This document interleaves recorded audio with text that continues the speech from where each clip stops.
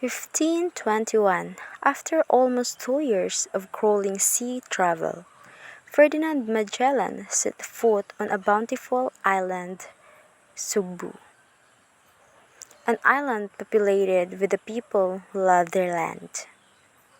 He planted the seed of faith that made Cebu the cradle of Christianity in the Pacific, but soon the welcoming natives went up in arms when their freedom was threatened. Magellan met his end at the Battle of Mactan, in the hands of Lapu-Lapu and his men. Almost half a century later, the Spanish ship returned. With an iron fist, Miguel Lopez de Legazpi fulfilled his mission to officially claim the island for the King of Spain, and laid the foundation of the very first capital of the future nation, the Philippines. This time the Cebuanos bowed and embraced the Catholic faith, loving wholeheartedly the Holy Child. 1569, King Philip officially conferred the title of the first Governor-General of the island on Miguel Lopez de Legazpi. That was 452 years ago when the province of Cebu was born. But after centuries of serving the King of Spain, the Cebuanos were awakened once more and rose up to claim their independence. 1898, the bloody Battle of Tres de Abril exploded on the street of Cebu. Shortly after, locals revolted against their colonizers. When the Spaniards left, the Americans took over and ushered in a new era of democratic rule. Cebu's rapid development began. Electricity, mass transportation, and clean water became available to the public. Mass media organizations sprouted, hospitals and fine government edifices were erected, like the iconic Cebu Provincial Capitol that was inaugurated in 1938. 1941, Cebu's rise was halted when the Japanese Imperial Army invaded, ushering in a catastrophic turn of events that led to its devastation. During World War II, 1944, Sergio Osmeña became the first Cebuano to be president of the Philippine Commonwealth.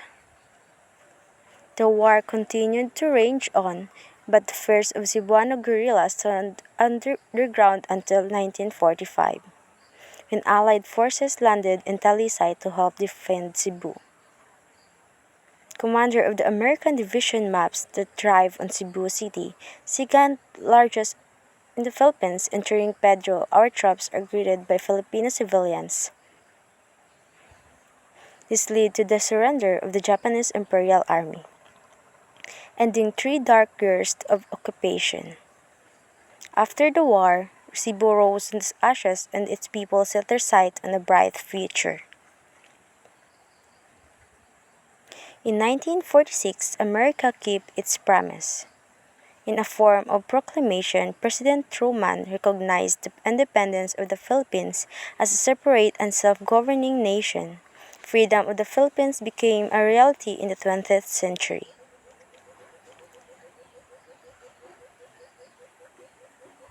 Led by a long succession of illustrious leaders, whose efforts have made Cebu that it is today.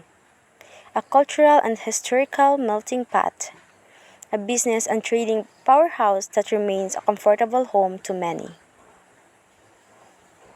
Cebuanos love their tradition, but they are not afraid of progress. Cebu has become a home of a number of industries that drive the province's economy forward. Information technology, manufacturing, shipbuilding, and many more. A creative hub of artists, designers, and filmmakers, there is no storage of colorful ideas. Tourism became a major industry in an island filled with natural wonders.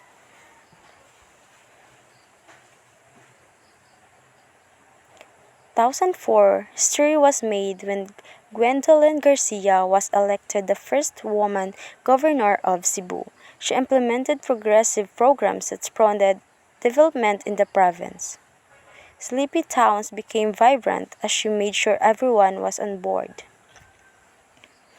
As she leads Cebu to become the #1 province in the country. Cebu continues to lead the way the rest of the country follows. Long live Cebu, long live the Cebuanos.